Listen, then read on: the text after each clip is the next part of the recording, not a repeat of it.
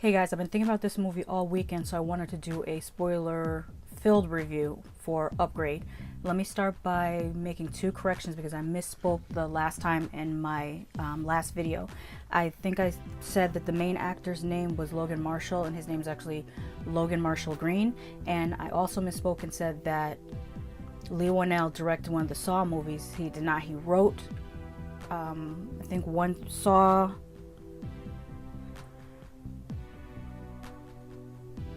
He wrote Saw 1 through 3, he wrote Dead Silence, Cooties, and the Insidious movies, but he actually directed Insidious Chapter 3. So I misspoke and said that he had directed the Saw movie. So Upgrade is only his second directorial effort, and so far so good. What else did I want to talk about? I mentioned in my last video that it reminded me of Black Mirror, because Black Mirror takes place, I believe they say 5 to 8 years into the future, and this movie feels kind of like it takes place 5 to 8 years into the future as well. I talked about it being creepy. I talked about, I won't say her name because she might have threatened to kill me in my last video. If you wonder who I'm talking about, go to the last video and you'll see who I was talking to, who has gained sentience and might be dangerous. Some tweets I saw. A lot of people were comparing this movie to John Wick. I could see the comparison because it is a revenge thriller, but beyond that, I think that it's a little bit closer to Death Wish, the original Death Wish, than it is to John Wick, although John Wick is also kind of similar to Death Wish, but this was more similar to Death Wish. And even taking it a step further than just Death Wish, it kind of reminded me of, oh god, what was that movie? Where the guy's hand turned to a gun, he said, "Long live the flesh." Did I write it down? Did I write it down? Did I write it down? Yes, Videodrome. It kind of reminded me of Videodrome, and there was another movie, Tokyo Gore Police. That's kind of semi-obscure, but in Tokyo Gore Police, they were characters whose body parts became weapons as well. And it's, I don't know why in my mind I thought penis gun, because that was the weapon that stood out the most in that film, but you'll just have to watch that for yourself. What else happened that I wanted to talk about? I mentioned in the last video about my love for Mad Max Fury Road, except for Tom Hardy's performance, because he really wasn't Mad Max for me. I think the only good thing that I've seen him act in is when he played Bane. I think I'm going to start calling him Tom Hardley instead of Tom Hardy. Tom Hardley. I also saw some comparisons, speaking of Tom Hardley. See, I can't stop saying it, Tom Hardley. Speaking of him, there was a lot of comparisons to Venom because the storyline and premise is very similar, where you have a person who is a quadriplegic and they get a chance to have the use of their body again. But in Venom, it's a symbiote that takes over his body, and the symbiote also talks to him, which is similar to how Stim talked to Gray in Upgrade. So I could see the parallels between Venom and this movie. It's kind of funny. It's almost like Lee Whannell said, you know what, let me go ahead and make my own Venom movie. Anything else? I talked about his reactions to the stunts, which was really great acting, where his body was performing the stunts and then his facial expression was him reacting being horrified by what his own body is doing. That was very well done. The stunt choreography was well done because it seemed like he did most of his own stunts. I didn't see a stunt person used for the hand-to-hand combat style or the martial arts style fighting, so good job with that. I also believe I spoke on there not being too much shaky cam, which I really appreciate. The movie let us see the stunt choreography. I feel like when they do shaky cam, like that's one of the main reasons why I can't tolerate the Bourne movies. It's just shaky cam, shaky cam. You can't even see the actor throw a punch. It's like, if you're not even gonna learn stunt choreography, why are you making an action movie? You're just wasting my time. I believe I said that the gore effects were on point. Storytelling, direction, excellent. I said that.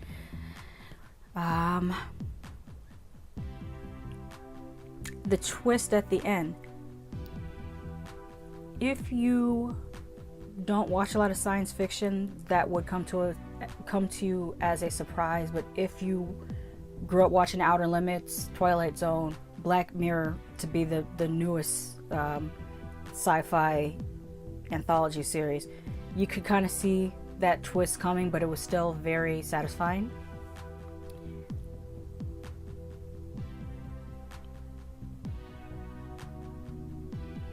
I didn't say much about the score. I feel like it worked very well. It didn't stand out to me, so I feel like maybe it worked perfectly because it didn't stand out to me in a negative way nor a positive way. It just kind of pushed the movie forward, so I guess that's saying that it did its intended job. The ultraviolence. I saw a tweet this weekend where this lady was complaining that she saw some 10-year-olds in the audience and was criticizing the parenting of the individuals that took their children to see this. And I retweeted her and said, those are the best type of parents. I mean, my parents took me to see Terminator and Dune, RoboCop. I believe I saw Predator in the movie theater too. But just the one that stands out to me the most is RoboCop. When I saw that, I think I was about 11 years old. I loved the hell out of that movie. So I feel like the 11-year-olds, 12-year-olds that see this movie, they're gonna get that feeling that I felt when I saw RoboCop. Even though the villain in this, he's not as epic as Clarence Boddicker, but he was okay. He was skeevy enough.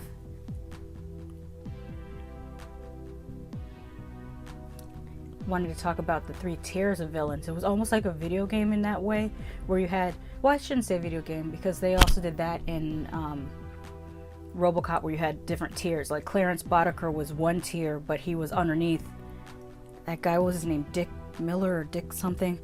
The big boss of I want to say Unicorp. It's not Unicorp. It's OCPS or something like that. Can't remember the name of the company, but you know the company that made the Ed 209s. The big boss, he was above Clarence Boddicker. And in this, you had the guy with the nanobot breath. He was beneath the programmer kid, who was beneath someone else. I don't know. I don't want to give the final twist just in case. Well, I don't know. This is supposed to be a spoiler-filled review, so bump it. Stem was the head of everything. Stem was controlling the kid, who also had to deal with the nanobot breath dude and his henchmen that had, you know, the guns in their arms. They were armed. I know that's corny. Oh, I wrote in my notes, Mr. Nanobot Sneeze McShooty Arms. I should have said that. Alright, what else? What I didn't criticize about this movie, because I did have some criticisms, it wasn't completely perfect, and my main criticism was that there wasn't enough carnage. I felt like they could have shown the lower tier villains terrorizing some more people in the city, maybe 3 or 4 more people in the city. But I do realize that this is a Blumhouse production, and they pretty much give their directors $2.50 and a stack of Trident layers to do a movie. So you get what you get for the money that was paid. I said that. Oh, I wanted to talk about possible sequels.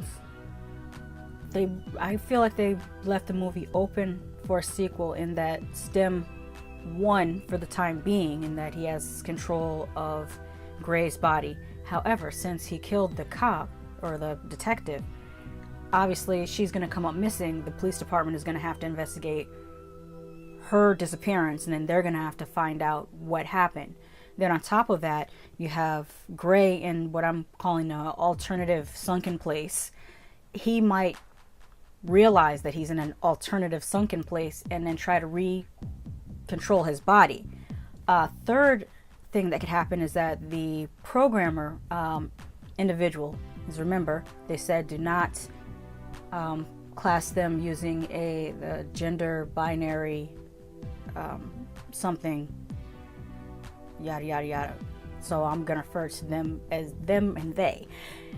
The hacker, they saw all the code and all the programming script for STEM, so they could potentially build another STEM and implant it into someone to fight the original stem. They could even make improvements on that stem. So there's a lot of places this movie could go, or not a lot of ways that the sequel could go, or potential sequels. I don't see this going beyond a trilogy. It really shouldn't go beyond a trilogy. Part 2, most likely they'll give Lee Winnell some more money, and it would be kind of like how RoboCop 2 was compared to Part 1. It was way more carnage in Part 2 than there was in Part 1, and that's because there was more money for Part 2 than there was in Part 1. So most likely that's what we might see if we get an Upgrade sequel, which I think it will, because I think it made back its budget. I couldn't find exact figures. I only found estimates that the budget was $3 to $5 million, and over this first weekend it already made $4 million. So if it goes one more weekend, and I think it's probably going to double what it did this weekend because of word of mouth, after everyone got on Twitter and on YouTube and talked about this movie, it's probably going to do double the numbers next weekend that it did this weekend. Because I'm trying to think what it's up against. I know Hereditary comes out on Friday, but I don't think there's any other action movies out this week. Alexa, what movies are opening this Friday? Here are 3 movies playing near you on Friday: Ocean's 8, Hereditary, and Kala. Yeah, I don't think it's gonna get too much interference from that competition, because I feel like Hereditary is gonna be a totally different crowd. Well, I don't know, not necessarily, because I want to see Hereditary and I want to see Upgrade, but I already went to see Upgrade, so hopefully I'll get to see Hereditary this week. Ocean's 8, I'll wait till that comes on Netflix or something. That's not something I feel like, I want to see in the movie theater. I mean, yeah, it's cool, it has female cast and all that, but so did what was that movie? I can't remember the name of it, where women went into the mist and there was aliens, and the aliens took over their bodies, and one lady became a tree. I hope you know what it sounds crazy how I'm describing this. What happened? And it was like a bear monster creature thing that screamed. This is probably the worst description of this movie, but I'm sure you guys know what movie I'm talking about. It's on Netflix, and it has Natalie Portman in it, being completely boring. And yeah, the women, they went into the mist, because all the men that went into the mist died, so they figured, we'll send women into the mist for some reason. They were military women, but they were also scientists, and they went into the mist. And yeah, that's all I remember. They went into the mist, a lady turned into a tree, they were attacked by a bear monster, and then the lady found the alien who replicated her, and you're supposed to figure out whether she came back or the alien came back. But it was a complete waste of my time. That's the most of a review you're gonna get for that movie. If you know what I'm talking about, put the name of that movie into the comments and see if anyone can decipher what the hell I'm talking about. I'm also like my uncle. I have an uncle that he never calls a movie by what its name is. He calls it by what it's about. Like, he will come across and say, I was trying to watch that Puzzle Box from Hell movie, but it was too bad. And so we know, okay, he's talking about Hellraiser, it's a Puzzle Box from Hell. Then a couple weeks ago he said yeah, The Dog at the North Pole with the Aliens was a good movie. And it took me a second. I was like, oh, he's the John Carpenter thing. So I'm turning into my uncle now. I don't remember the name of the movie. I just remember what happened in the movie. Somewhat, not completely, but whatever. Did I miss anything that you guys wanted to talk about as far as a spoiler-filled review for Upgrade? Did you see it? Let me know in the comments. But like I always say, just because I love something doesn't mean you won't hate it. Just because I hate something doesn't mean you won't love it. Let me know what your thoughts are in the comments.